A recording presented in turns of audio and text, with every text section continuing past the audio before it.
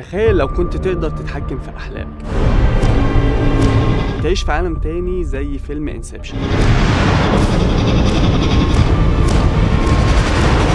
بس في الحياة الواقعية وفي أي وقت تحبه. هو ده بالظبط ال AI headset اللي بتقدمه شركة بروفيتك، واللي بيحولك لعالم الأحلام الواضحة Lucid Dreams.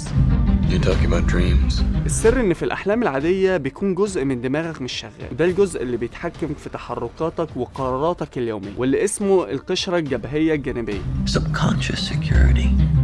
وده المكان المسؤول عن اتخاذ القرارات. وعلشان كده في الأحلام العادية بتحصل لك حاجات غريبة لأنك مش قادر تتحكم في تصرفاتك.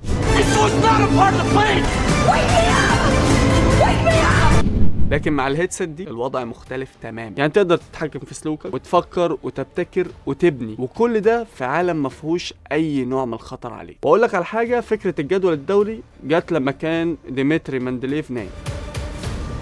تخيل بقى لو تقدر تخش تنام وتفكر في مشكلة وتحاول تحلها بدون أي خطر عليك. أنت متخيل الأفكار اللي ممكن تطلع بيها؟ Already.